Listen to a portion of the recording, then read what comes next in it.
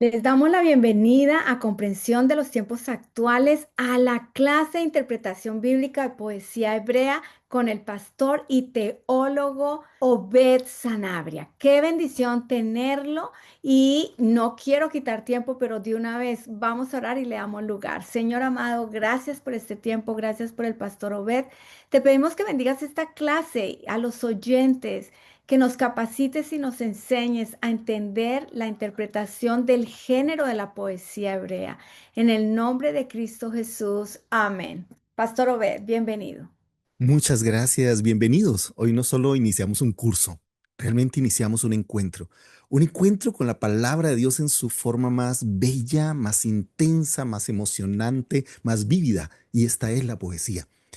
La escritura no fue dada únicamente para ser entendida, también fue dada para ser sentida, para ser orada, para ser vivida. Y creo que en ese proceso o en este aspecto es donde la poesía adquiere la mayor fuerza. Porque aquí el lenguaje deja de ser simplemente informativo, ¿no? O formativo, sino que se convierte en ese clamor, en ese canto, en ese susurro del alma delante de Dios. A lo largo de este seminario, tanto de esta primera parte como la parte de julio, nos adentraremos en la riqueza de la poesía hebrea, ¿no? Sus paralelismos, sus imágenes, su poder expresivo, los sentimientos, las metáforas, los símiles. Bueno, hay, hay una riqueza preciosa, pero más allá de las formas, ¿no? Es encontrar también el propósito y ese revelar a Dios y formar nuestro corazón. Por eso en los salmos que podemos ver en la Biblia, tanto en Job, en Proverbios, en toda la palabra de Dios, pues encontramos esas voces que no esconden la fragilidad humana, voces de personas que lloran, que dudan, que esperan, que celebran. Voces en medio de la angustia, que se atreven a seguir hablando con Dios, que se atreven a traer sus quejas, su dolor, sus lamentos delante de Dios. Y también en ese proceso tal vez descubramos que esas voces son las nuestras. Este no es simplemente un seminario para aprender sobre poesía, sino es una invitación para aprender a escuchar. Escuchar cómo la palabra de Dios respira, cómo canta, cómo nos habla a nuestro corazón. Es un redescubrir un lenguaje precioso, hermoso, que está ahí, que está presente en nosotros. Y por ello yo quiero que usted nunca más vuelva a ver los salmos como antes, sino que empiece a disfrutar su riqueza, ¿verdad? Eso es como cuando, no sé, hace años vimos el primer celular o tomaste el primer celular por primera vez. En la medida que fuiste conociéndolo, pudiste aprovechar mucho más todo lo que tiene. Hoy me imagino que eres un experto, experto en muchos aspectos, hasta cómo funcionan redes sociales, bueno, todo lo que haces a través de él. Entonces, creo que en la medida que más conocemos Salmos, más podemos disfrutarlo, más podemos descubrir todas las cosas hermosas que tienen. Así que bienvenidos a este viaje, bienvenidos a la poesía que ora, a la poesía que canta, a la poesía hebrea bíblica. Ahora, pero, ¿qué es poesía bíblica? Y es interesante definirlo porque la poesía es la manifestación de la belleza por medio de la palabra. Es un recurso literario que busca provocar al máximo ese impacto de las emociones. Por eso el lenguaje poético se distingue por su función estética, donde no solamente es importante las palabras, sino también la forma de estas palabras. Por eso el mensaje no solamente está en lo que se dice, sino en cómo se dice. Y este es un aspecto que es revelador y es precioso. Por eso es tan importante la parte estética, la parte artística, como el compositor también, inspirado por el Espíritu Santo, usa esos recursos preciosos que te llevan a ver a Dios de una manera preciosa, pero también a entender nuestros corazones. Por eso es, en este lenguaje está mostrado, ¿no?, la emoción, pero también deleita tu oído, también te hace sonrojar, te hace reír, te hace llorar. O sea, de verdad, es tan hermoso y por eso me encanta toda la parte poética. Ahora, uno ve que en la Biblia pues está compuesta de muchos aspectos literarios, ¿no? De muchas figuras literarias, pero creo que la poesía es uno de los más importantes que más abarca la palabra de Dios. Aún tú encuentras poesía de Génesis hasta Apocalipsis, así que la poesía siempre va a estar ahí presente. Ahora, pero la poesía va mucho más allá de esos pasajes que llamamos poéticos, como Salmos, como Job, como Cantares, como Proverbios también, sino que en toda la Biblia hay un pensamiento de gramática poética. Ahora, pero empecemos con los salmos, ¿no? Porque los salmos abren el alma.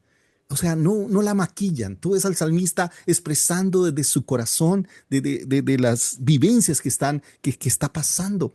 A veces sorprende porque hay salmos que tú dices, wow, pero ¿por qué son de tanta queja? ¿Por qué hay tanto lamento? Porque hay algo que es lindo, ¿no? Es que creemos que adorar a Dios es decir simplemente palabras bonitas, que no sentimos.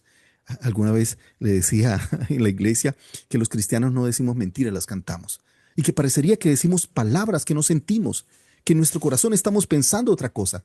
Y yo creo que el salmista lo entendía muy bien. Él decía, Señor, tú amas la verdad en lo íntimo. O sea, no venimos aquí para impresionar a Dios. Adoración no es solamente decir palabras bonitas que creemos que Dios quiere escuchar, no. Es esa fe que no oculta el dolor. Es esa fe que ese dolor lo convierte en oración, que ese clamor lo convierte en alabanza. Por eso los salmos nos enseñan que sentir no es debilidad, sino todo lo contrario, es un ingrediente que hace parte de nuestro encuentro con Dios, de nuestra espiritualidad, de nuestra vida cristiana. Por eso estos salmos ponen palabras donde a veces no sabemos qué decir y nos ayudan a ordenar el caos de nuestro corazón y lo dirigen hacia Dios, encontrando en Dios esa respuesta y ese consuelo en medio de la angustia. Pero quiero que les quede esta frase que he tratado de componer para ustedes. Una de las cosas más maravillosas de los salmos es que no solamente nos hablan o hablan a nosotros, sino que también hablan por nosotros. A veces esas palabras que no sabemos cómo decirlas, que no sabemos cómo expresarlas. Wow, tú ves los salmos y te identificas porque tú dices, esto que dice el salmista es lo que yo diría. Es como pudo expresar lo que tal vez yo no sabía cómo expresar, no sabía cómo decirlo. Es como cuando, no sé, estás enamorado y no sabes cómo decirle tus sentimientos a esa persona que amas y tomas una canción porque esa canción refleja tu corazón, refleja tus sentimientos. Entonces, por eso los salmos tienen esos dos elementos. Primero, nos hablan, nos enseñan, nos ilustran, nos muestran la gracia, el poder de Dios, la misericordia de Dios, la fe en medio del dolor. Pero también los salmos hablan por nosotros. O sea, son como esas voces de los que uno puede pegarse y decir, Señor, así como el salmista lo está diciendo, yo también lo digo. Por eso los salmos no son esa escuela de oración para esa alma que busca, que lucha, que persevera. Por eso cada salmo es un puente entre la experiencia humana y la presencia de Dios. Es un puente entre lo que estoy viviendo, entre mi realidad, entre mis desafíos y ese Dios que responde y ese Dios que está ahí en medio de cada experiencia que estoy viviendo. Ahora, pero para entender la poesía, yo creo que pensemos y miremos la diferencia entre la prosa y la poesía, porque parecería que se vuelve como algo natural, ¿no? Decir, aquí hay una poesía, aquí hay una prosa. Bueno, ¿qué la hace diferente? ¿Por qué son diferentes? Y para eso yo quiero que pensemos en lo siguiente. El propósito de la prosa o la narrativa es comunicar un mensaje. Por eso la prosa busca ser lo más claro, lo más correcto, lo más explicativo, lo más específico, porque está intentando comunicar un mensaje. La poesía también comunica un mensaje, claro, es palabra de Dios y Dios habla a través de los salmos, pero aquí en la poesía hay un elemento que ayuda también o que se agrega y es que la forma también comunica un mensaje. Es decir, no solamente hay un mensaje por las palabras, sino hay un mensaje también por la forma como se dicen esas palabras. Y por eso es tan importante este curso, porque tú puedes leer el salmo y decir, ay, este salmo está diciendo eso, pero cuando tú aprendes a conocer la gramática, empiezas a descubrir que no solo hay palabras, que también hay una forma, que hay unos elementos que le suman la intención del salmista, que le suman ese mensaje que se vuelve revelador. Y por eso les decía que este curso es tan importante, tan vital, porque aquí no solamente vas a descubrir las palabras, que ya las has leído miles de veces, y me imagino que conoces muchos de los salmos, ¿verdad? Y te los has aprendido de memoria. A veces los puedes decir no solamente cuando lo lees, sino también cuando escuchas predicaciones, también cuando los cantas, ¿verdad? Pero aquí vas a empezar a descubrir esos aspectos literarios que solo cuando tú los conoces, wow, empiezas a verlos ahí. Y empiezas a ver que cada salmo también tiene estructuras poéticas preciosas que tú decir, wow, esto yo no lo había visto. Sí, yo había leído simplemente las frases de manera lineal y de manera simplemente leyendo las palabras, pero ahora vas a descubrir que la forma, y por eso parte de mi deseo aquí en estos primeros días, que es como una introducción a la poesía, es que tú veas la belleza. Hay una belleza que a veces como que no se ve a primera vista. Y por eso necesita todo este proceso de formación. Voy a ponerte un ejemplo. Muchos de los salmos son acrósticos, pero esos acrósticos solo se ven ¿en qué? En hebreo, porque en español pues no hay forma de reflejar ese acróstico. Entonces por eso hay salmos que tú simplemente lo lees, pero la belleza, la estética, cómo tú los ves escritos, wow, es algo impresionante. Yo no he visto tanta belleza. No he visto esa estética tan preciosa que definitivamente muestra la gloria de Dios, muestra la inspiración de Dios, muestra esa intervención de Dios de manera maravillosa. Por eso estoy tan enamorado de toda la literatura poética, porque a través de esa belleza uno empieza a ver, wow, esto definitivamente fue inspirado por el Espíritu Santo. No hay manera humana de poder lograr tanta hermosura. Y he leído muy buenos poetas y he admirado poetas que escriben de manera maravillosa, pero los salmos, wow, son otro nivel, son otra dimensión de la belleza, son otra dimensión de esa parte artística preciosa. Y por eso quiero invitarles a eso. Ahora vamos a poner un ejemplo para entender esa diferencia entre prosa y poesía. Y resulta que hay una historia en la Biblia, que es la historia dramática, que es la historia extraordinaria de la liberación del pueblo de Israel de Egipto, pero especialmente en ese clima o en ese momento crucial, que es cuando el pueblo de Egipto viene a perseguirlos y ellos están entre los que los persiguen y el mar, y en ese temor, en esa lucha ¿cómo dijera yo?, de miedo por todo lo que está pasando. ¿Cómo ven la intervención de Dios? ¿Cómo el Señor habla en mar? ¿Cómo ellos pueden caminar en lo seco? ¿Cómo ven la manifestación de la obra de Dios, de la mano de Dios? Entonces, el capítulo 14 hace toda la narración, ¿sí? O toda la prosa del evento. Pero es interesante que el capítulo 15 vuelve y nos habla del mismo evento, pero de la parte poética. Y tú vas a ver cómo una y otra se complementan.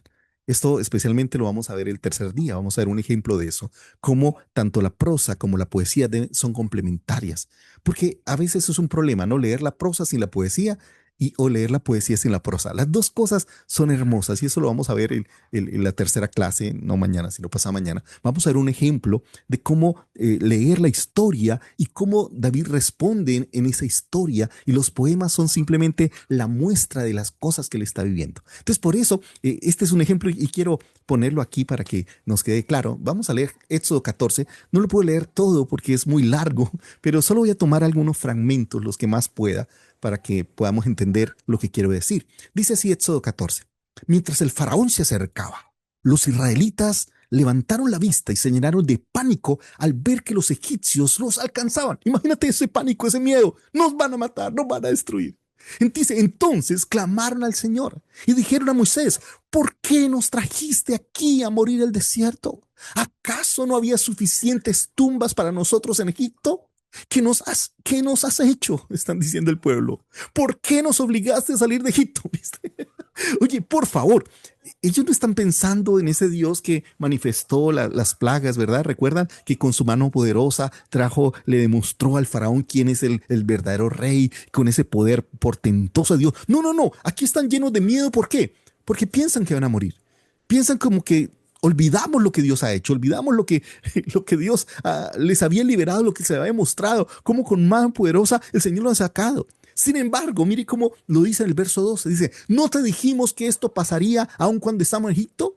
Es más, dice, te dijimos, déjanos en paz, déjanos seguir siendo esclavos de los egipcios. Por favor, por favor. ¿Qué nos muestra esta historia hasta aquí? Un pueblo que prefería estar en esclavitud, prefería estar en esta vida miserable, que ser inspirados por Dios, que ser tomados por Dios, que experimentar todo este proceso y liberación de Dios. Y a veces nosotros todos queremos la bendición, pero no el proceso de ella. Todos queremos que el Señor nos saque, pero todos queremos el resultado, no el proceso. Y estamos como la persona, ¿no? Que va al médico porque tiene un problema, no sé, en el apéndice o en alguna parte y tiene que ser operado. Y me imagino que se para en medio de la operación diciendo: pero por eso no me quería operar, yo quería seguir con el dolor. Porque mira ahora cómo estoy, ahora mire, perdón, estás en la mitad del proceso, pero al final todo orará para bien. Pero otra vez, mire cómo dice, ¿no? Y esta frase, estoy leyendo versión NTV, dice: es mejor ser un esclavo en Egipto que un cadáver en el desierto. O sea, ellos ya están dando por sentado que van a morir. Ellos están dando por sentado que el Señor los trajo ahí para morir. Y por eso están diciendo: miren, nosotros te advertimos, Moisés, te dijimos, déjanos en paz. Ahora se conoce el resto de la historia. Déjenme saltar unos versículos al verso 21, cuando Moisés le habla al Señor y el Señor le responde, ¿no? Y le dice que extienda su vara. Ok, pero dice así: luego Moisés, verso 21, extendió la mano sobre el mar y el Señor abrió un camino a través de las aguas mediante un fuerte viento oriental. El viento sopló durante toda la noche y transformó el lecho del mar en tierra seca. ¡Wow! Dice entonces, el pueblo de Israel cruzó por en medio del mar, caminando sobre tierra seca, con muros de agua a cada lado. Increíble. Entonces los egipcios, con todos los carros de guerra y sus conductores y con los caballos del faraón, persiguieron a los israelitas hasta el medio del mar. Pero poco antes del amanecer, el Señor miró al ejército egipcio de la columna de fuego y de nube y causó una gran confusión en sus fuerzas de combate. Torció, mire ese Dios que está ahí presente, torció las ruedas de los carros para que le resultara difícil manejarlos. Salgamos de aquí, alejémonos de los israelitas, gritaron los egipcios. El Señor, mire esto, el Señor está luchando por ellos en contra de Egipto. Wow, ¿quiénes son los primeros que ven, ¿no?, la manifestación de Dios? Los mismos de Egipto. Dice, cuando todos los israelitas habían llegado al otro lado, el Señor le dijo a Moisés, extiende otra vez tu mano sobre el mar y las aguas volverán con fuerza y cubrirán a los ejércitos, a los egipcios, a sus carros, a sus conductores. Entonces, cuando el sol comenzaba a salir, Moisés extendió su mano sobre el mar y las aguas volvieron con fuerza a su estado normal. Los egipcios trataron de escapar, pero el Señor los arrastró al mar. ¡Wow! Enseguida, las aguas volvieron a su lugar y cubrieron a todos los carros y sus conductores, el ejército completo del faraón. No sobrevivió ni uno de los egipcios que entró al mar para perseguir a los israelitas. En cambio, el pueblo de Israel caminó por en medio del mar sobre tierra seca mientras las aguas permanecían levantadas como muros a ambos lados. Así termina diciendo la historia. Es como el Señor aquel día rescató a Israel de las manos de los egipcios. Y los israelitas vieron los cadáveres de los egipcios a la orilla del mar. Cuando el pueblo de Israel vio el gran poder que el Señor, ahora, como digo, los egipcios fueron los primeros en verlo. Ahora sí, después de la liberación, cuando el pueblo de Israel vio el gran poder que el Señor había desatado contra los egipcios, se llenaron de temor reverente delante de él. Entonces pusieron, ahora sí, su fe en el Señor y en su siervo Moisés. Mire, si tú miras, yo sé que este sería una linda texto para una hermosa predicación, pero no es el tema de hoy. Pero si tú miras, la forma como está construida la historia es preciosa.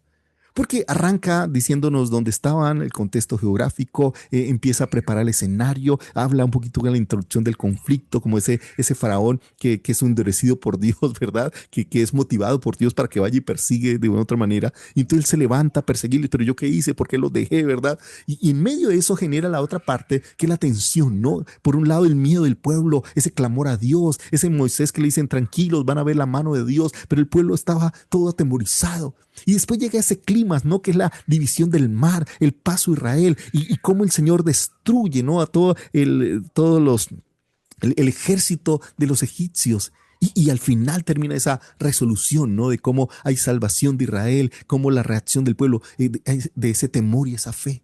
Ahora, si tú miras, aquí hay una construcción preciosa, ¿no? Hay suspenso, hay intriga, hay emociones, hay ese, por así decirlo, ese conflicto. O sea, hay una narración detallada de todo. O sea, no es una narración de que, sí, ellos vinieron a pelearnos, pero les ganamos en el nombre del Señor. No, no dice eso. Hay todo un montón de detalles, ¿no? De cómo sufriendo, de cómo tuvieron temor, de cómo fueron ante Moisés, de cómo Moisés también fue delante de Dios. O sea, de toda una construcción maravillosa de la historia. Imagínate que lo lees por primera vez. Hay intriga, tú no sabes qué va a pasar. Dios mío, los alcanzaron. ¿Y qué pasó? Y como que te va contando cosa a cosa, paso a paso, y tú vas descubriendo toda la obra de Dios en ese proceso. Ahora, lo interesante es que el capítulo 15 nos cuenta lo siguiente. Mira lo que dice. Verso 1. Entonces Moisés y el pueblo de Israel entonaron el siguiente cántico al Señor. ¿Vieron? Este es un canto que ellos componen. ¿Y qué es lo que dice? Dice, cantaré al Señor porque ha triunfado gloriosamente. Arrojó al mar al caballo al jinete. Mire, ¿cuál es la primera diferencia que tú encuentras aquí, ¿no?, entre la poesía y la prosa? Es que en la prosa la liberación está al final. Es en los últimos versículos donde se nos narra eso, ¿no? Como el Señor, después de que el pueblo había cruzado y mientras el ejército de Egipto estaba en la mitad porque el Señor había dañado las ruedas para que no avanzaran, ¿verdad? Es en ese momento donde el Señor manda nuevamente las aguas para que sean arrojadas frente a este ejército. Pero aquí en el versículo 1 ya me lo está diciendo, ya me está contando el final.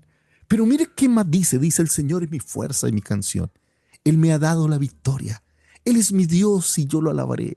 Él es el Dios de mi Padre y lo exaltaré. ¡Wow! ¡Qué palabra! ¡Qué palabra! Porque ahora es este pueblo que está reconociendo que la fuerza y su canción y su victoria es de Dios. Que Él es el digno de alabanza, que es el Dios que ha sido fiel de sus antepasados. Por eso dice el Dios de mi Padre, el Dios que los ha traído allí, porque Él es fiel. Y por eso dice, el Señor es un guerrero. Ya ve su nombre. ¡Wow! Mire cómo también es esa exaltación y ese reconocimiento de quién es Dios. Y las obras de Dios, dice, arrojó al mar a los carros y el ejército del faraón. Los mejores oficiales del faraón se ahogaron en el mar rojo. Las aguas profundas brotaron con fuerza y los cubrieron. Como piedras se hundieron hasta el fondo. Tu mano derecha, oh Señor, es gloriosa en poder. Tu mano derecha, oh Señor, aplasta al enemigo. Con la grandeza de tu majestad derribas a los que se levantan contra ti. Desatas tu ardiente furia y los consumes como a paja. Al soplido de tu aliento, las aguas se apilaron. El impetuoso olaje se quedó firme como el muro. En el corazón del mar, las aguas se endurecieron. El enemigo se jactaba diciendo, los perseguiré, los alcanzaré, los despojaré, los consumiré, sacaré mi espada. Mi mano poderosa los destruirá. Pero miren cómo me encanta, ¿no? Porque una cosa es lo que decía el enemigo. Dice, pero tú soplaste con tu aliento. ¡Wow! Mire, aquí hay detalles que en la prosa no están. Esas frases ellos les están aquí agregando como una manera de mostrar, ¿no? Todo lo que pensaban el pueblo de Egipto, ¿no? Que los iba a alcanzar, que los iba a despojar, que los iba a destruir. Pero dice, pero tú soplaste con tu aliento y el mar los cubrió. Se hundieron como plomo en las poderosas aguas.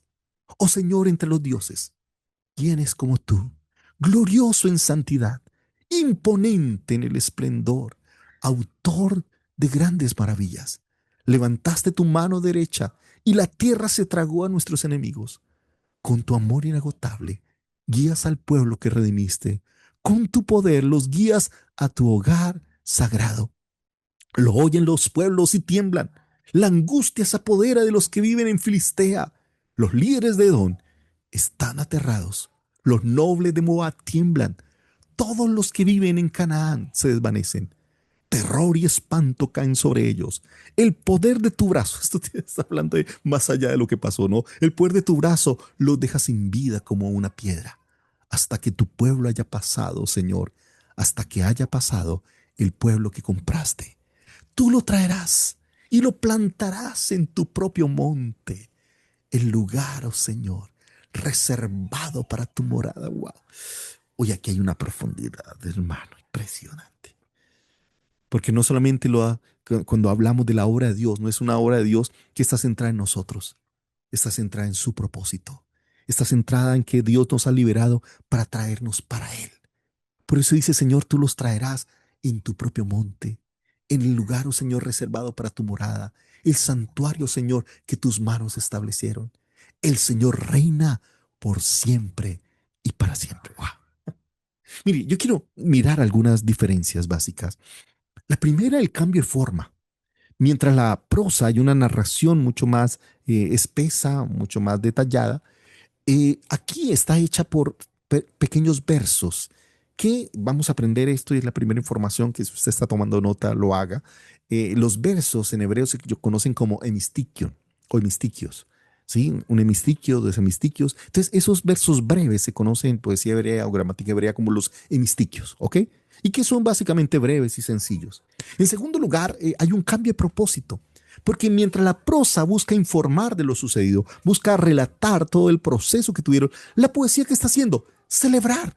Y está reinterpretando los hechos o dándole esa connotación maravillosa, majestuosa, están entendiendo lo que pasó, no solo como un acto que fueron liberados, que el Señor lo mató, no, cuando alaban al Señor, esto como toma una dimensión teológica, toma una dimensión aún en esa cosmovisión de Dios, porque ya no es simplemente la visión del relato, de los hechos, sino cómo ahora estos hechos se transforman en alabanza, en confesión de fe, en reconocimiento de la grandeza de Dios. Aquí no hay exaltación de la persona, decir yo fui lo inteligente, yo fui evidente. No, no, no, al único que se exalta es al Señor. Y mire, creo que esto es supremamente relevante porque una de las cosas que puedo notar con tristeza es que hoy en día la alabanza está en crisis. Está más centrada en nosotros. Yo siento, me pasa, yo quiero.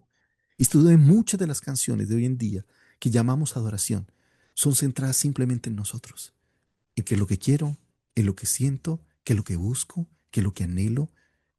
Y si tú miras la alabanza, la palabra, o por lo menos esta, de manera especial, está centrada en quién es Dios. La adoración debe ser teocéntrica, está centrada en Él, no en nosotros. Y creo que debe haber un cambio de visión. Es entender que adoramos para centrarnos en Él, para expresar su grandeza, para poder ver a ese Dios que está en control. Sí, yo voy a tener momentos de temor. Sí, claro, podemos vivir momentos de angustia, momentos de confusión, pero es en la medida que adoramos a Dios que vemos que en medio del problema Dios tiene el control, que en medio de la crisis podemos testificar de su amor, de su grandeza, de cómo esa alabanza termina siendo esa enseñanza pedagógica que me queda para que en esos momentos de dolor que vaya a vivir más adelante pueda recordar lo que ha hecho. Ahora, en tercer lugar, también hay una intensificación del lenguaje, porque este lenguaje se vuelve personal, no cantaré yo. Ni siquiera dice cantaremos, sino que se vuelve, se involucra a cada persona adoradora. Por eso es exclamativo y tiene muchísimo lenguaje figurado. Y por eso hay el cuarto elemento, es esa abundante uso de recursos poéticos. No hay mucha repetición, hay muchas imágenes, hay muchas hipérboles, hay preguntas retóricas. No, ¿quién como tú, oh Señor, entre los dioses? O sea, otra vez, esas preguntas retóricas, esos recursos preciosos. Ahora, pero también hay imágenes y simbolismo, ¿no? Por ejemplo, me encanta eso, ¿no? Se hundieron como piedra. Está hablando eso, ¿no? Esa rapidez, no podían evitarlo. Usted tira una piedra al mar y claro que se hunde, no va a flotar. Pero cuando dice se hundieron como piedra, es que, mejor dicho, no había forma que escaparan. Por eso dice como plomo, ese peso, ese juicio irreversible. Y otra vez, la tierra los tragó, esa imagen del Señor que trae el juicio sobre toda esa nación. Y por eso como el mar deja de simplemente ser agua y se convierte en ese instrumento del juicio de Dios. En sexto lugar, ¿no? Está esa representación de Dios. En la prosa vemos a Dios actuando, pero en la poesía Dios es proclamado. Y esa imagen, ¿no? De guerrero, de rey, de salvador. Y me encanta cómo utiliza ese lenguaje antropomórfico, ¿no? Al soplo de tu aliento. Y ahora no estamos hablando que el Señor sople de manera física, ¿no? Lo que está hablando es ese poder de Dios soberano que se expresa en términos humanos, expresa esa grandeza de Dios. En sexto lugar está esa estructura no cronológica. Recuerden, mire, no hay un orden temporal estricto. Ya en el versículo número 1 ya me está diciendo el final. O sea, ya me está diciendo qué pasó. O sea, si tú miras la prosa, la liberación está al final de la historia. Pero aquí en la poesía arrancamos enfatizando, porque aquí no es simplemente la historia, es ese Dios que tiene el control. Por eso repite los eventos, por eso retrocede, avanza, porque aquí se trata de exaltar al Señor. Más que hablar de simplemente la historia, de ese Dios que derrota al enemigo, de ese Dios que mueve su mano poderosa, de ese Dios que es soberano. Por eso aquí está pensado más para el significado, para la exaltación de Dios.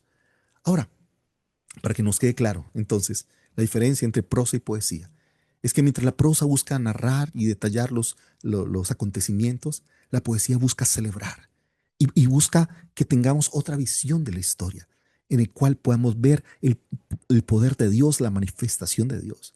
Por otro lado, en el orden, en la prosa es muy cronológico. En la poesía no, en la poesía es temático. Aquí lo importante es el tema que yo quiero presentar.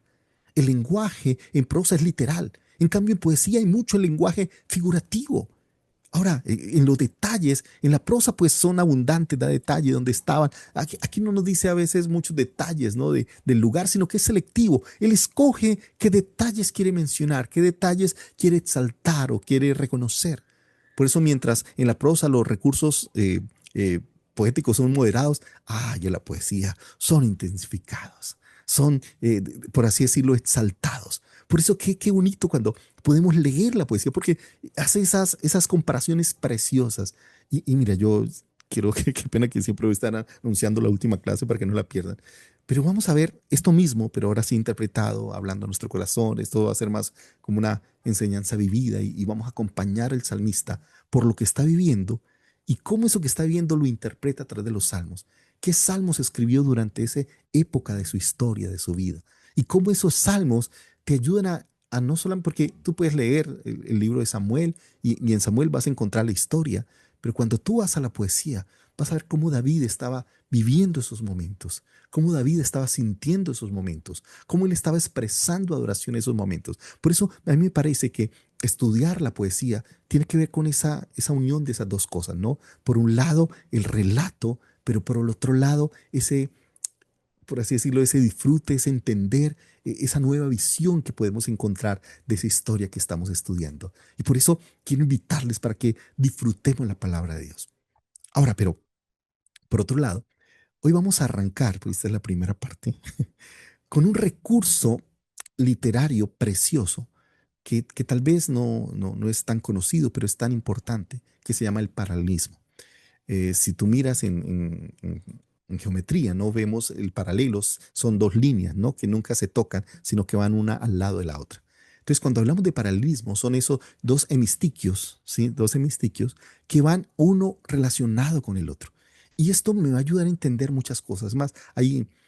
Yo no sé si tendré todo el tiempo, pero hay, por ejemplo, salmos que cuando tú empiezas a reconocer los hemistiquios y qué mistiquio va con el otro, wow, eso te abre el entendimiento de ese salmo, de cómo ese salmo se vuelve mucho más claro para ti y qué es lo que realmente el salmista quería comunicar. Entonces, por eso es tan importante entender lo que significa el paralelismo. Entonces, por eso, si podemos definir paralelismo, es básicamente, consiste en la semejanza de pensamiento que existe entre dos o más líneas de poesía hebrea.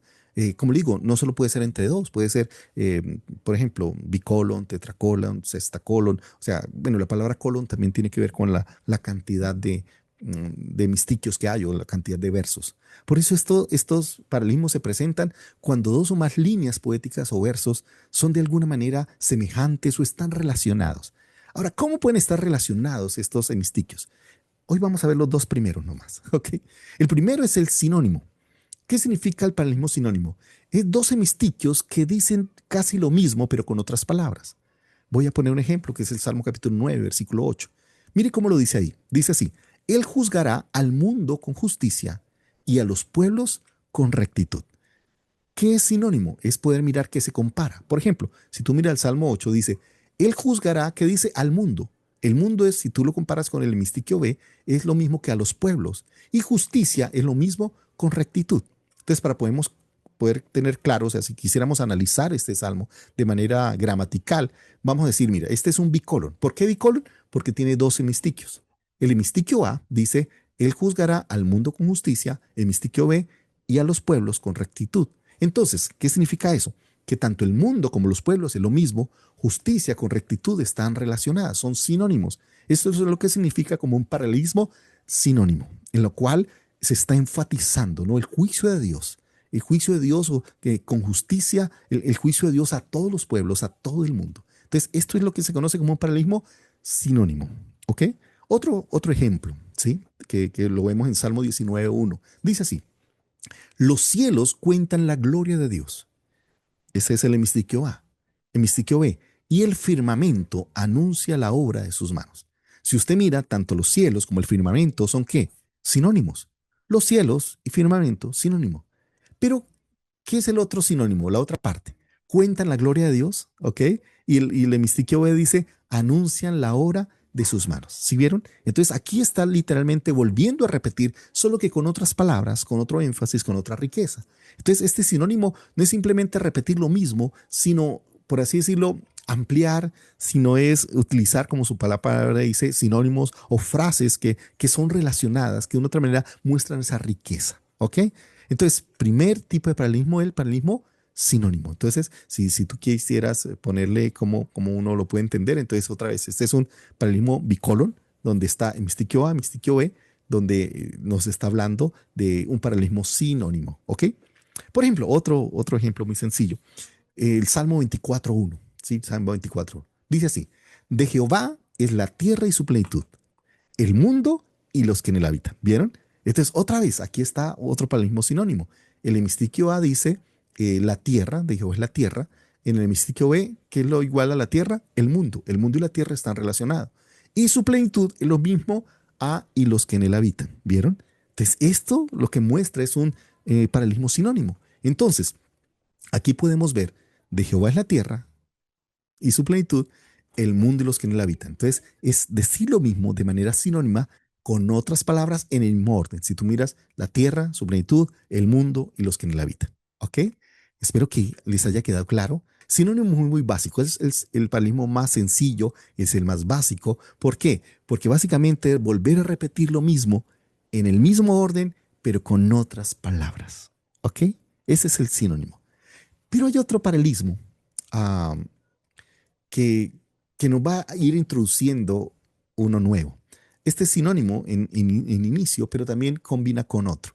Mira este pasaje que está en Isaías capítulo 1, versículo 3, la parte B. Dice así: Israel no entiende, mi pueblo no tiene conocimiento. ¿Ok? Entonces, hemistiquio 1, Israel no entiende. Hemistiquio 2, mi pueblo no tiene conocimiento. Ahora, ¿por qué es tan importante y por qué me voy a introducir a lo que sigue? Porque mire lo que sigue el siguiente versículo, que es la parte A. La parte A, o sea, de Isaías. Aquí estamos leyendo la parte B. Israel no entiende, mi pueblo no tiene conocimiento. Pero si tú miras los dos hemistiquios anteriores, mire lo que dice, y ahí está en Isaías 3a, y aquí es donde vamos a ver el segundo tipo de paralelismo, que se llama la elipsis. ¿Qué es elipsis? Elipsis es, a ver, el paralelismo básico están las mismas palabras, pero en sinónimo en el mismo orden. Elipsis es cuando hay una palabra que no se repite, cuando hay una palabra que no tiene su equivalencia en el otro hemistiquio, ese se llama como elipsis. Y voy a explicarlo de esa manera. Vamos a ir a Isaías capítulo 1, verso 3, la parte A. Dice así: el buey conoce a su dueño y el asno conoce el pesebre de su señor. Entonces, este en básico es un sinónimo. Usted dirá, buey tiene que ver con asno.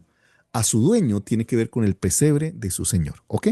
Entonces, hasta aquí esto sería un paralelismo sinónimo. Sencillo, sencillo. Pero ¿cómo se ve una elipsis? Ah, porque aquí, si tú miras en el hemistiquio B, hay una palabra que se omite. Y es esa que se omite que se llama elipsis. Entonces, si lo leyéramos completo, o sea, si fuera un sinónimo normal, diría, el buey conoce a su dueño y el asno conoce el pesebre de su señor. Pero como no dice conoce, o sea, como no repite el verbo, eso es lo que se conoce como una elipsis. Ahora usted mira, pastor, ¿y eso qué tiene que ver? Y a mí, ¿como para qué me sirve decir que es que hay una elipsis? Ah, ok. Es que si tú miras los cuatro, ¿sí? El primer hemistiquio dice, el buey conoce a su dueño. El hemistiquio 2, el asno conoce el pesebre de su señor. Israel no entiende, mi pueblo no tiene conocimiento. ¿Qué significa eso? Aquí vas a aprender algo. Cuando en la Biblia, y esto, esto es revelador, cuando en la Biblia algo se omite a través de la elipsis, significa que es lo que está resaltando. Cuando hay una palabra que debería repetirse y no se repite, es justamente la que quiere llamar la atención. Porque lo primero que usted dice es, ¿y qué pasó? ¿Y por qué no la repitió?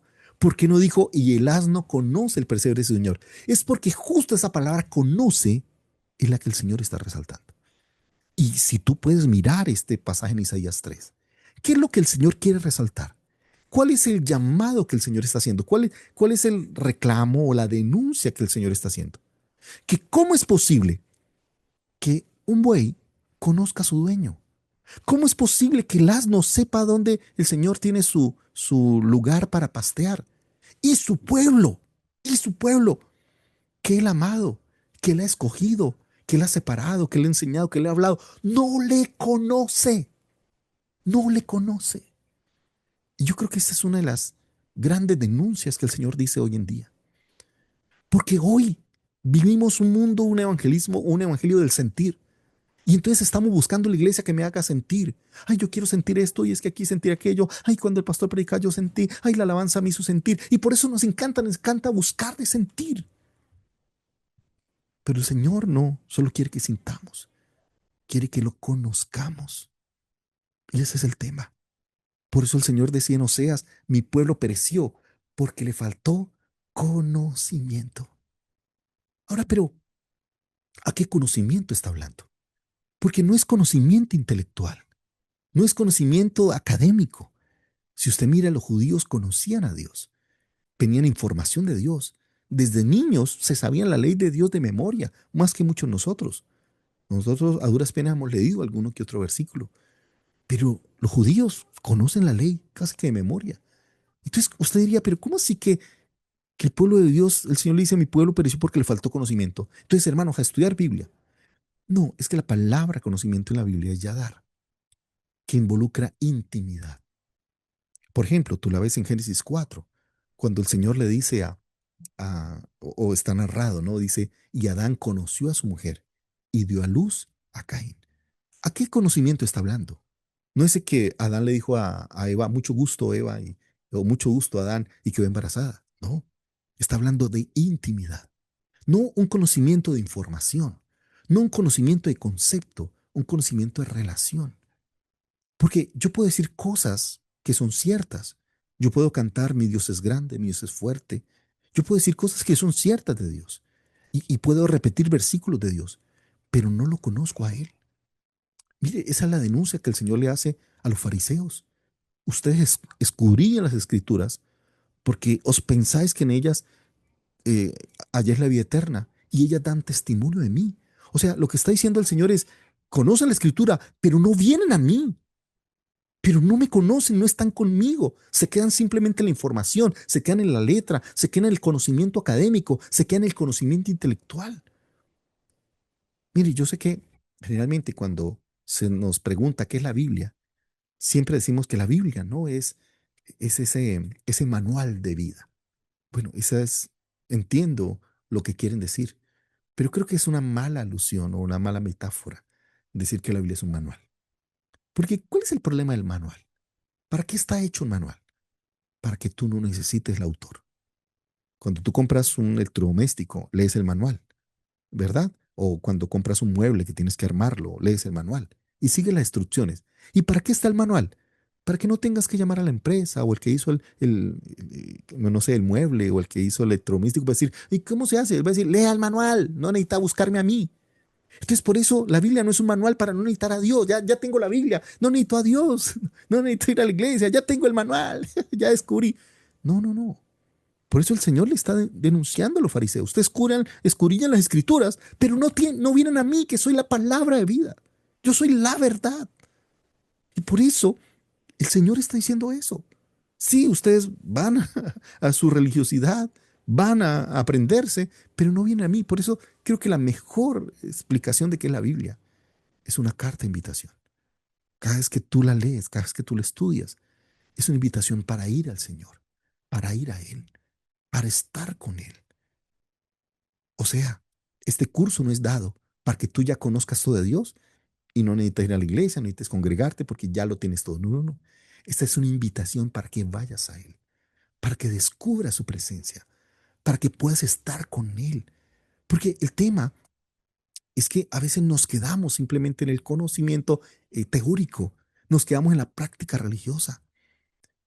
Alguna vez estaba haciendo un estudio de hechos del primer milagro que el Señor hace a través de la iglesia, que es la curación del cojo, ¿recuerdan? O que está ahí sentado a la puerta de la hermosa pidiendo limosna. Es un texto maravilloso, tiene muchos detalles, pero solo quiero mostrar un elemento que el Señor me habló.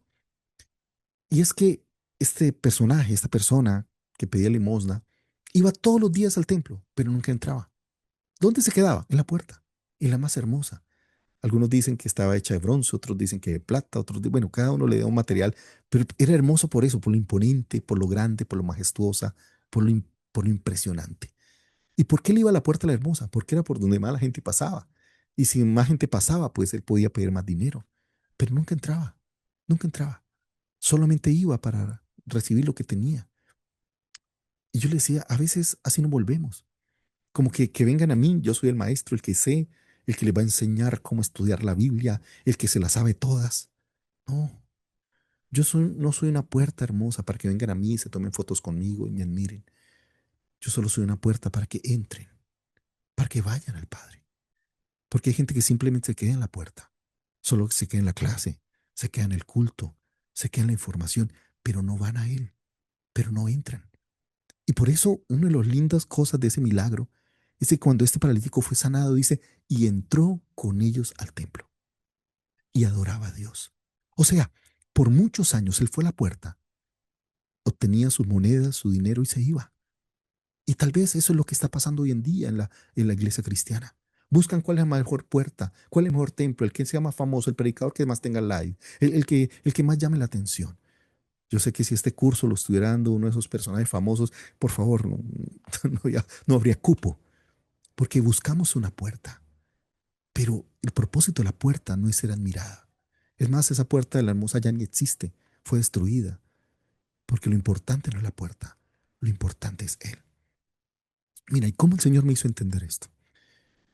Me dijo el Señor, si tuvieras a tu hijo, mi hijo que en este momento uno de los dos hijos pequeños tiene 6 añitos, imagínate que lo vieras en la esquina pidiendo monedas a los que pasan para comprar un yogur o una comida que él quiere. ¿Cómo te sentirías? Yo le dije, Señor, me sentiría muy mal, porque si él quiere comer algo, debe buscarme a mí. Si él necesita algo, debe venir a mí. Y el Señor me decía, así me siento yo. Cuando tú estás buscando en el lugar equivocado, cuando estás buscando la aprobación en el lugar equivocado, cuando estás buscando que los demás te den lo que yo puedo darte. Y a veces el tema es que a veces terminamos siendo un estorbo. Porque tú dices, no, ya con la explicación del pastor, del teólogo, ya con eso tengo. No, para nada, para nada, para nada. Tienes que ir a Él, tienes que ir a su presencia. Porque esto no se trata de lo que tú sientes, se trata de lo que tú oyes. Aprender a oírle a Él, aprender a escuchar su voz, aprender a descubrir lo que Dios tiene para ti. No es lo que un predicador te dice, no es lo que un maestro te está enseñando, es lo que Dios quiere hablarte. Por eso, si el estudiar la palabra no te invita a su presencia, no te invita a estar con Él, algo está mal. Si solo te quedas en el conocimiento intelectual, si solo te quedas en la academia, si solo te quedas en sencillamente una información que después vas a usar para enseñar a otro, algo está mal. Porque la palabra nos debe llevar a Él. Y es lo que el Señor está denunciando. ¿Cómo es posible que el buey conozca a su amo, quiere estar con su amo, que el asno sabe, sabe lo que es su dueño y dónde tiene su provisión? ¿Cómo es posible que mi pueblo no me conozca? ¿Cómo es posible que mi pueblo no venga a mí? ¿Cómo es posible que mi pueblo sencillamente se quede simplemente en religiosidad? Por eso les decía, este pueblo de labios me honra, pero su corazón está lejos de mí. Por eso creo que la invitación no es simplemente a saber más información de Dios. La invitación es a qué? A poder ir al corazón del Señor. ¿Ok? Entonces, si tú miras este paralelismo, es un tetracolon. ¿Por qué tetracolon? No, porque tiene 4 hemistiquios. ¿Ok? Hemistiquio A, el buey conoce a su Señor. Hemistiquio B, el asno conoce el pesebre de su Señor. Hemistiquio A', Israel no entiende. Y hemistiquio B', el pueblo no tiene conocimiento. ¿Ok? Ahora, pero sigamos, ¿ok? Sigamos. El otro ejemplo de elipsis está en Lamentaciones 5:2. Mira lo que dice ahí. Nuestra heredad ha pasado a extraños, nuestras casas a forasteros. ¿Por qué es elipsis? Porque no está el verbo. ¿Recuerdan? ¿Y cuál es el verbo que no está? Ha pasado. Lo que está hablando es que hemos perdido. ¿Y aquí qué es lo que está resaltando? La pérdida. Está resaltando cómo lo que antes era nuestro está en extraños. Cómo lo que Dios nos había dado lo hemos perdido. Cómo aquello que era nuestro, que era el regalo de Dios, era la heredad de Dios. Era lo que el Señor nos había entregado por heredad. Hoy no lo tenemos. Y por eso el libro de Lamentaciones está hablando de eso, de la pérdida, de las cosas que hoy ya no están con nosotros, de las cosas que hemos visto cómo se han entregado, porque ya no están en nuestras manos, Entonces, por eso esta elipsis es preciosa, porque otra vez está resaltando las pérdidas, está resaltando cómo nosotros hemos perdido. Otro ejemplo, ¿no? de otra vez de elipsis está ahí en Salmo capítulo 9, versículo 8. Y mire cómo lo dice aquí de manera tan bonita. Dice, Él juzgará al mundo con justicia y a los pueblos con rectitud.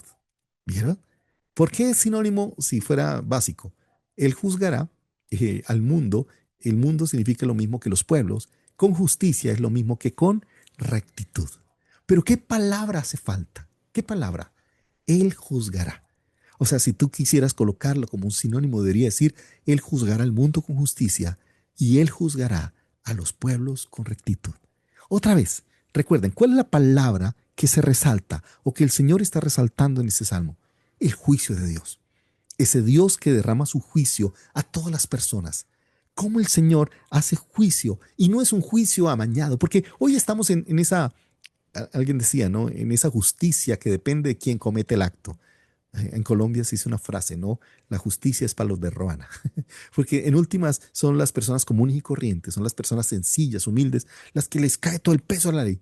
Pero a veces ese arrogante, ese que tiene dinero, pues puede comprar jueces, puede comprar el mejor abogado, puede hacer leguleyadas. Leguleyadas es como trampas jurídicas, ¿verdad? O aprovecharse de vacíos legales o sencillamente dilatar los tiempos para que salga por vencimiento de término. O sea, se aprovecha de algunos elementos de la justicia para sacar provecho. Cosa que el pobre pues no tiene acceso, le toca el abogado que le ponen simplemente de oficio y entonces le toca más difícil y le toca vivir todas las cosas sin ninguna ayuda. Y por eso el Señor dice, no, Él no juzga con intereses. Él lo juzga como juzga el mundo, sencillamente por acomodos, sencillamente por ver quién tiene mejor, quién puede dar mejor dádiva. No, el Señor cuando juzga lo hace con justicia. Su justicia es perfecta, su justicia es altamente, como dijera yo, esclarecedora y reveladora. Por eso, Él es la verdadera justicia. La justicia humana es limitada, la justicia humana es sencillamente acomodada, la justicia de Dios es perfecta. Entonces, hoy hemos visto los dos primeros paralelismos. Tranquilos que son muchos. Hoy simplemente quise ver los dos primeros para recordarnos, ¿no? Dos elementos precios. El primero, el sinónimo, que es el básico. Usted entra en el mundo del paralelismo a través del sinónimo. Pero mira que el sinónimo tiene una variación. Y ese sinónimo, la variación, ¿cuál es? La elipsis. Y la elipsis hace que ese sinónimo vaya a tener una connotación especial. Ahora, pero déjeme cerrar esta primera parte de la clase de hoy. Como les dije, mañana continuamos con más paralelismos. Y yo sé que los que vienen son mucho más interesantes. Vas a aprender quiasmo, bueno, en diadis, bueno, vas a aprender un montón de cosas preciosas. Soy un motivador para que usted siga. Por favor, regrese y vuelve. Pero quiero recordarles una frase que creo que les va a ayudar a entender, ¿no? Los salmos no solamente nos hablan a nosotros, sino también hablan por nosotros. Y por eso tú puedes encontrar cómo el salmista a través de los salmos puede hablar y expresar su corazón, ¿verdad? Y expresar sus sentimientos y cómo él en medio de sus tragedias, uno encuentra como esa respuesta de Dios. Y hay salmos tan lindos en la palabra del Señor que se vuelven esa, como era yo, esa enseñanza clara. Y déjeme simplemente mostrar un pedacito de uno, que es el Salmo 34, ¿verdad? Y mire cómo arranca. Perdón, aprovecho aquí de dar una crítica pequeñita. Si uno lee el Salmo 34, ¿dónde uno empieza a leerlo, no? Bendeciré al Señor en todo tiempo, mis labios siempre lo harán. Ahí arrancamos. No sé quién fue y yo quisiera, por favor, encontrarme con el chistoso que hizo esto porque creo que hizo un daño profundo a la palabra de Dios. Y es que si tú miras, en todo salmo hay como una especie de frase o palabras que están como en cursiva más pequeño arriba de los salmos. Por ejemplo, el 34 empieza diciendo, Salmo de David, cuando fingió estar demente ante Abimelech, por lo cual éste lo arrojó de su presencia. ¡Wow! Y claro, hemos creído que eso es simplemente un comentario o que simplemente eso alguien lo añadió. No, no, no, no. Eso es palabra de Dios. Ese es el versículo número 1. Por favor. Por favor, el que lo sacó del versículo número 1, por favor está. Está haciendo una transgresión, porque es más, en algunas Biblias, en algunas versiones de la Biblia, muchos más pegadas al hebreo original, tú ves que esto aparece como el versículo número uno. Es algunas versiones, como tristemente muchas de las que nosotros tenemos, como Reina Valera, o la mayoría que tenemos. Eso es algo que lo sacamos y entonces usted ni lo lee porque usted empieza de la parte poética. Sí, yo sé, ese pedacito no es poético, pero es parte de la palabra de Dios. O sea, eso es palabra de Dios. ¿Ok? Eso no es algo que alguien añadió, no. El Señor, para entender ese salmo, quiere que tú entiendas esas palabras, porque me da el contexto de lo que está viviendo David. Si tú vas al primer libro de Samuel, capítulo 21, por ejemplo, el verso 10, ¿no? Recuerda que David estaba huyendo, dice ese mismo día David, todavía huyendo de Saúl, se dirigió a Aquís, rey de Gad. Dice, y los oficiales dijeron a Aquís, no es este David el rey del país, no es por él que danzaban, en los cantos decían, Saúl mató a sus miles, pero había sus 10,000. Al oír esto, David se preocupó y tuvo miedo de Aquís, rey de Gad. Por lo tanto, fingió perder la razón en público y comenzó a portarse como un loco, haciendo garabatos en las puertas y dejando que la saliva corriera por la barba. Aquís entonces dijo a sus oficiales, pero no se fijan, este hombre está loco, ¿para qué me lo traen? ¿Acaso me hace falta más locos y encima me traen este para hacer sus locuras en mi presencia? Sáquenlo en mi palacio. Imagínate que estás enfrente de tu peor enemigo. Imagínate que tu rey te busca para matarte y que huyendo de tu rey llegas al país enemigo que también busca para matarte porque hayas matado a Goliat. Pero estando ahí en territorio enemigo, es descubierto porque él simplemente estaba escondiendo, pero de pronto alguien lo descubre y dice, este es David, y lo llevan ante el rey. Se lo están poniendo en bandeja de plata, por favor. El rey puede haber dicho, ay, pues sencillo, este mató a Goliat, por ahora yo te mato a ti. O sea, por favor, en esa época vivían de eso. Por eso es la Biblia que David tenía miedo, porque había sido apresado, porque en ese momento su vida estaba totalmente en riesgo. Yo te pregunto, ¿no? ¿Qué dirías tú? ¿Qué harías tú si tú ves que las cosas en vez de mejorar, empeoran? ¿Qué harías tú si las cosas en vez de solucionarse, como que cada día van cada día van en peor? En vez de que las cosas se solucionen, como que todo se va complicando, se va complicando, se va complicando. Tú dices, pero por favor, Señor, no hice nada malo. Yo no cometí ningún pecado. Es más, lo están persiguiendo injustamente. Y David compone dos salmos preciosos, que no voy a estudiar los dos porque sería muy largo, pero compone dos salmos que ayudan a entender lo que le está viviendo, ¿sí? Uno de esos es el Salmo 56, que explica, ¿no? Lo que él está mirando, ¿no? Él está diciendo, mire, la gente me persigue, me atacan mis opresores, muchos son los arrogantes que me atacan, ¿no? Todo el día, el verso 5 tuercen mis palabras, conspiran con mí, o sea, está hablando eso. Es más, el donde reconoce su corazón, siento miedo, ¿sí? Es más, el versículo 8 dice, Señor, toma en cuenta mis lamentos. Y mire, este versículo es precioso. Verso 8. Toma en cuenta mi lamento, registra mi llanto en tu libro. ¿Acaso no lo tienes anotado? Mira, yo sé que en esta versión lo dice así, ¿no? En NBI lo dice, eh, registra mi llanto en tu libro. Pero si tú miras en otra versión, dice, pon mis lágrimas en tu redoma. En redoma. Ah, y esto es muy, muy, muy tierno porque es la ilustración de cuando el padre de familia o el hijo se iba a la guerra. Recuerden que los hombres tenían que salir a la guerra. Am, Resulta que cuando ellos se iban no por unos días, se iban por meses, a veces por años, y no sabía si volvía a estar vivo. O sea, no sabían si iba a regresar, no sabían si iba a quedar vivo después de la guerra. Y entonces lo que se acostumbraba por parte ya sea de la esposa o de la novia o de la persona que lo esperaba o de los hijos, es que, claro, recordarles era llorar, porque cuando iban a la guerra muy seguramente iban a morir. O sea, y claro, hacían ya duelo por él. Y entonces como dijera yo, la esposa o la familia, lloraban y almacenaban las lágrimas por esa persona. Por eso cuando regresaba, ellos le mostraban el frasquito diciéndole, no, todas estas lágrimas las derramamos por ti. Eso mostraba el profundo amor, cómo lo habían extrañado, cómo era tan importante para ellos. Y por eso es esa misma expresión que David está tomando. Señor, mis lágrimas están en tu redoma. O sea, Señor, tú estás llorando por mí. ¡Wow! ¡Qué lindo! Porque imagínate llegar, ¿no? Que el tarro de las lágrimas esté vacío. Eso significa que no te quieren, ¿no? Que no eres importante. Pero cuando dice, Señor, has puesto mis lágrimas, o sea, las lágrimas por mí, en tu redoma. ¡Wow! Es saber que en ese conflicto, en esa crisis, el Señor llora contigo, llora contigo. Por eso, ese, ese canto perverso que dice, no puede estar triste un corazón que tiene a Cristo, por favor, acábenlo. Claro que sí puede. Y David lo que está diciendo es eso, Señor, yo sé que tú lloras por mí.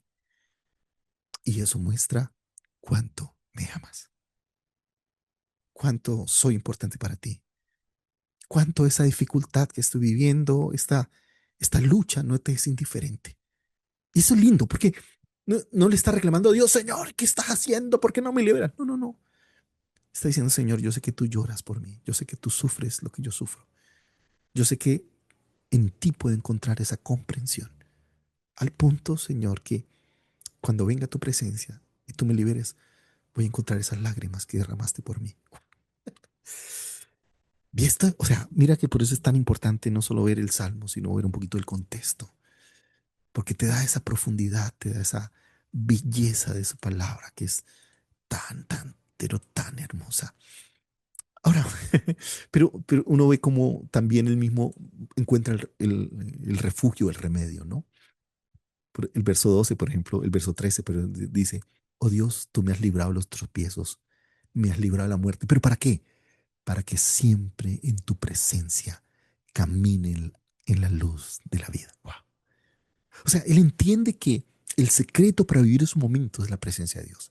Y que si es liberado, no es para mostrar lo grande que es, no es para volver a su reino o para volverse rey. No, no, no, no.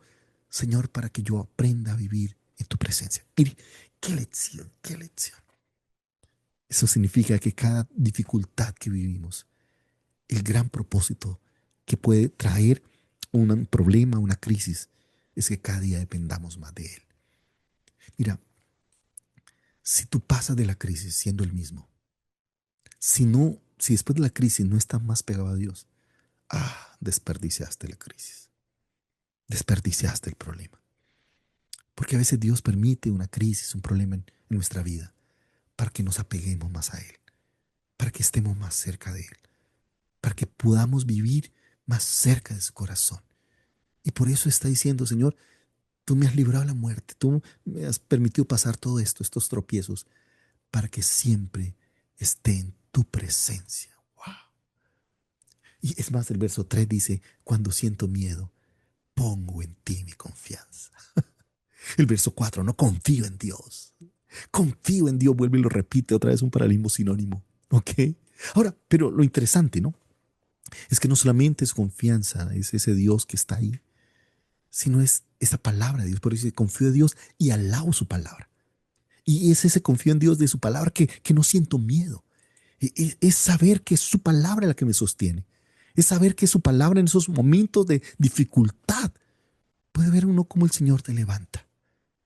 Pero, le digo, hay mucho más detalles de este salmo, pero déjeme pasar al otro salmo que es el Salmo 34, que otra vez repite, Salmo de David, cuando fingió estar demente a Abimelech, por lo cual este lo arrojó de su presencia.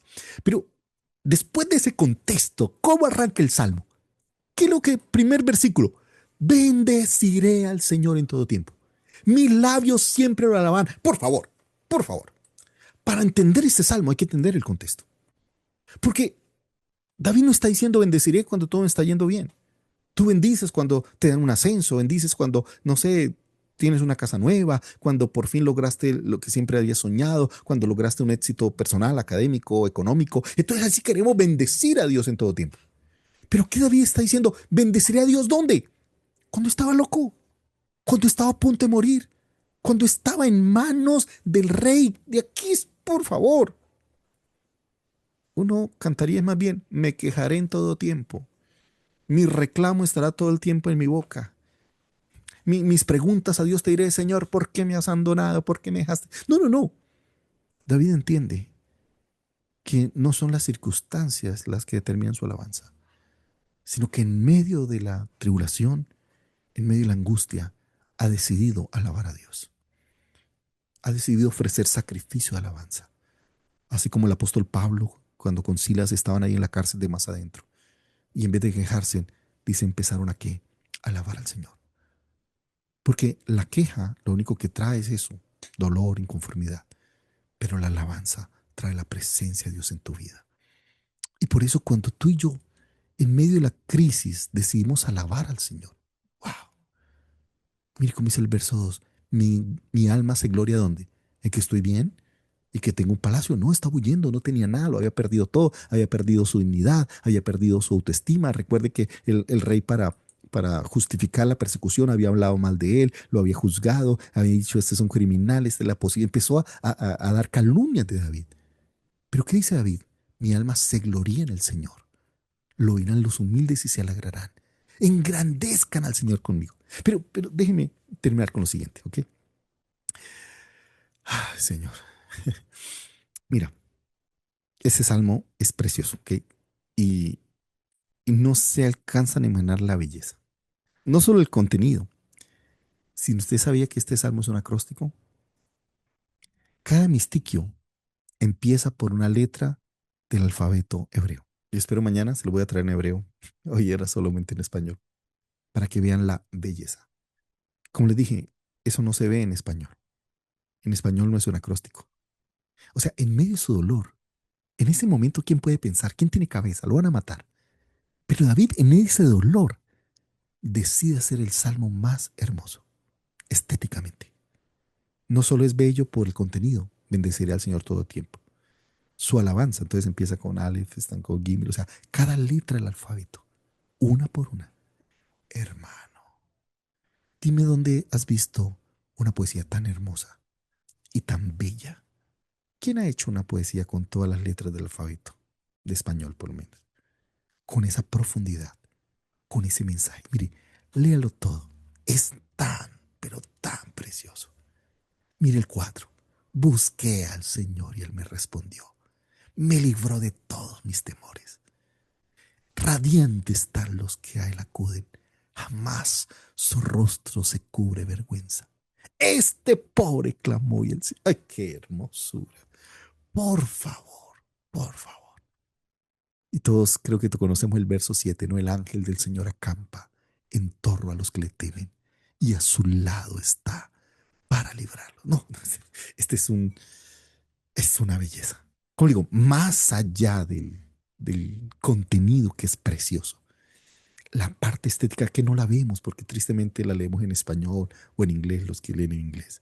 Si tú la pudieras ver en hebreo, tú dices, qué belleza, qué hermosura, qué... Ok, así no sepas hebreo, solo verlo, ver la estructura, ver las formas, ver la cantidad de matices que tiene. Qué hermosura. Por eso el propósito de esta clase es que nos enamoremos de la palabra, que no solamente disfrutemos sus palabras, sino que disfrutemos también la belleza que la envuelve. Y por eso quiero que en esta clase, en este seminario, puedas disfrutar, que la próxima vez que llegues a los salmos, digas, ay, pastor, ya no volverán a hacer lo mismo, porque vas a valorarlos. No los vas a dejar simplemente abierto. Yo siempre he dicho, a veces tomamos la Biblia como las páginas amarillas, ¿no? Hablamos del Salmo 91 allá, y amarillas porque están por el sol quemadas, las hojas, ¿verdad? Amarillentas y por el polvo. Las otras páginas bien, bien blancas. Pero no es para ponerlo de amuleto, no es para ponerlo ahí como para espantar espíritus o algo así.